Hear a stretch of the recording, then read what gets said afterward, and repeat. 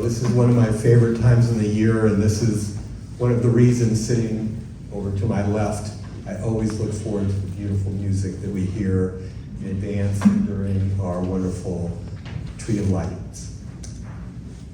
Well, we are all honored for many things in our lives, but Hospice of the East Bay is one of mine. I am honored and privileged to be on the board for over 10 years and to be the sponsor of tonight's evening. Not only am I honored to be on the board, I'm also honored to have my mother here for another year, and so I could not be more pleased in having a number of other people in my life. So without further ado, thank you all for coming. Emma, please.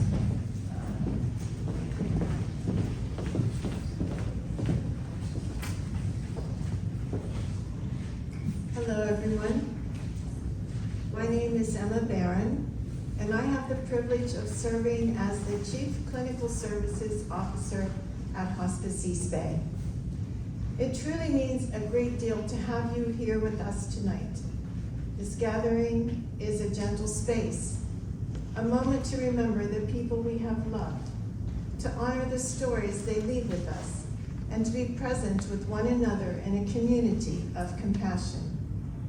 At Hospice East Bay, our work begins and ends with people, with the patients who allow us into the most intimate moments of their lives, and with the families and friends who trust us to walk beside them.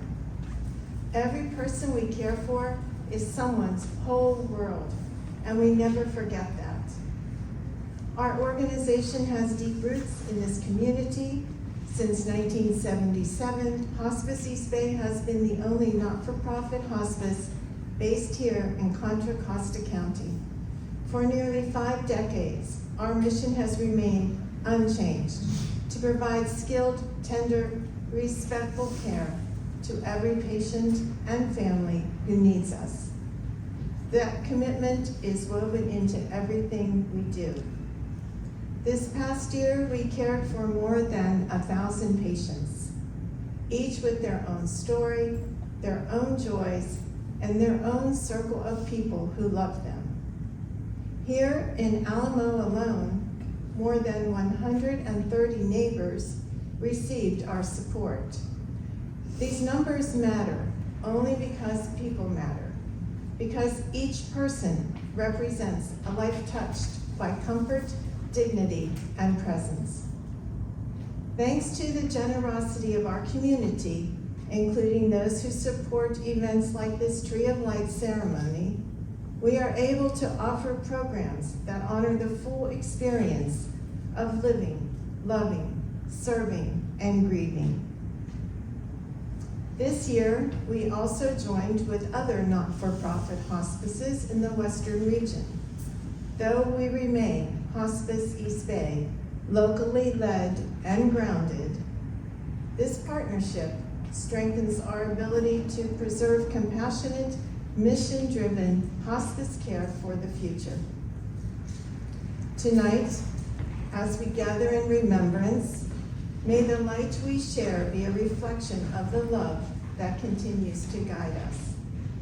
Please know that we are here for you this evening and always. If you have questions or wish to connect, I invite you to find any member of the Hospice East Bay team. Thank you for being here, for the love you carry into this space, and for the support you give to Hospice East Bay. We are honored to walk this journey with you and with our community. Now I would like to call up County Supervisor Candace Anderson, who's joined us.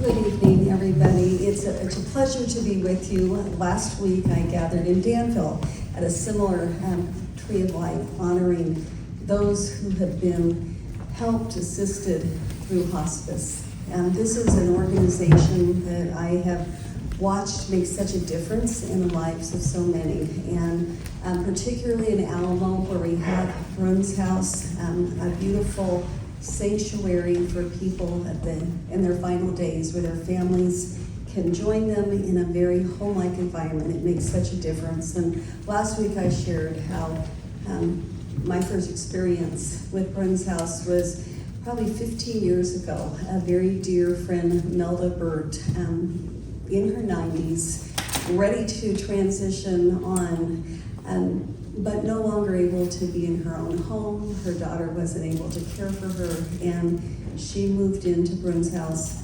And it was just such a joyful experience for me to visit her, to see how peaceful, how well cared she was, and well cared for she was. And for all of us, this is something where most of us in this room have lost loved ones. And through hospice, this transition has been made so much easier. Something that, while none of us want to see a loved one leave this time of year, there are so many ways to honor them and to remember them and be grateful for the memories we have, the memories we were able to share with them, and knowing that in their final days, they were so well cared for. So to all of you, I offer my condolences for the loved ones you've lost this year and in years past, but also gratitude that you're here supporting an organization that is here to help families, to help individuals.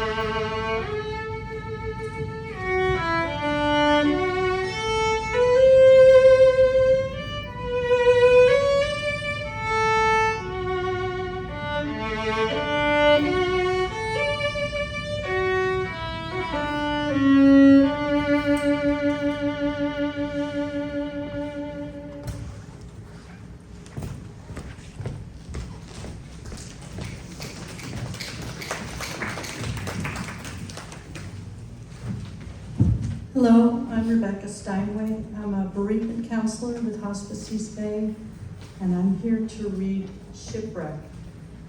It's attributed to G. Snow, who wrote it in a blog. As for grief, you'll find it comes in waves. When the ship is first wrecked, you're drowning with wreckage all around you. Everything floating around you reminds you of the beauty and magnificence of the ship that was and is no more. And all you can do is float. You find some piece of wreckage and you hang on for a while. Maybe it's some physical thing. Maybe it's a happy memory or a photograph. Maybe it's a person who's also floating. For a while, all you can do is float, to stay alive. In the beginning, the waves are 100 feet tall and crash over you without mercy. They come 10 seconds apart and don't even give you time to catch your breath. All you can do is hang on and float. After a while, maybe weeks, maybe months, you'll find the waves are still 100 feet, but they come further apart. When they come, they still crash all over you and wipe you out. But in between, you can breathe, you can function. You never know what's going to trigger the grief. It might be a song, a picture, a street intersection, the smell of a cup of coffee. It can be just about anything, and the wave comes crashing. But in between waves, there is life. Somewhere down the line, and it's different for everybody, you find that the waves are only 80 feet tall or 50 feet tall. And while they still come, they come further apart. And you can see them coming. An anniversary, a birthday, or Christmas, or landing at O'Hare. You can see it coming for the most part and prepare yourself. And when it washes over you, you know that somehow you will, again, come out the other side. Soaking wet, sputtering, still hanging on to some tiny piece of the wreckage. But you'll come out. The waves never stop coming, and somehow you don't really want them to. But you learn that you'll survive them, and other waves will come, and you'll survive them too. Just wanted to let you know I'm going to stay behind after the tree lighting if anybody wants to talk to me and find out more about our bereavement program. And next up is Mats Wallen.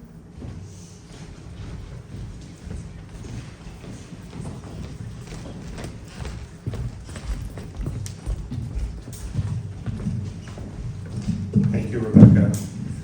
It is my honor and privilege to read the names of those we are memorializing today. I will tell you I have practiced, but name reading is never easy. So what I ask you to do is when I read the names, if I mispronounce it, I apologize. But I also hope you hear it in the voice you want to hear it and remember something about that person. Nancy Van Allen, Martin Bach, Gertie Beggs, Bobby Beninga, Norman Berg, Catherine Marie Rizzoni, Helen Rizzoni, Frank Burrows, Jacqueline Cofield, Dr. and Mrs. George Becker, Trey Fields, Walt Foskett, Francis Garrett, Karen Garrett, Basil Garrett, Gina Goforth Gozell, Francine Grevin, Mr. and Mrs. Phelps Guild, Clifford Hagfeld, Ronald James Hamilton, James Henry Hamilton, Rick Harding, Alice Yvonne Henry, Jean Hughes, Sam Johnston, Roger Kingston, Carol Lesher, Denise S. Linsley, Ted Loden, Vincent Luciano, Douglas Luengo, Julie Lyon, Jean Macy, Diane Martin, Jim Martin, Kathy McCordick, Eileen Merrill, Carol B. Parrish, Alan B. Parrish, Edwin Pete Parrish, Robert Gray Patton, Judy Reed, Howard Reed, Kathy Reed, Duke Robinson, Kathy Roselle, Herb Rosen, Stan Rudney, Patricia Sobek, Leroy Swanson, Nulifer Vania, Jeannie Weber, Dave Young.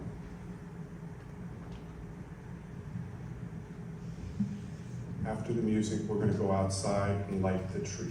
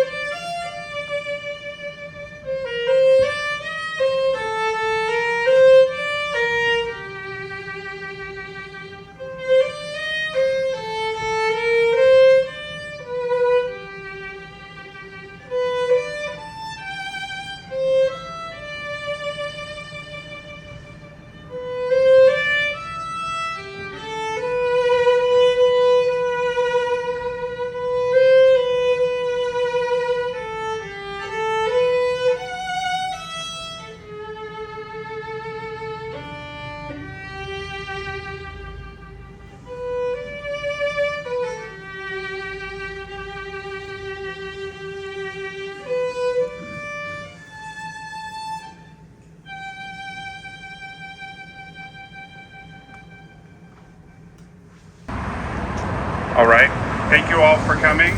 And now I present to you the Alamo Tree of Lights.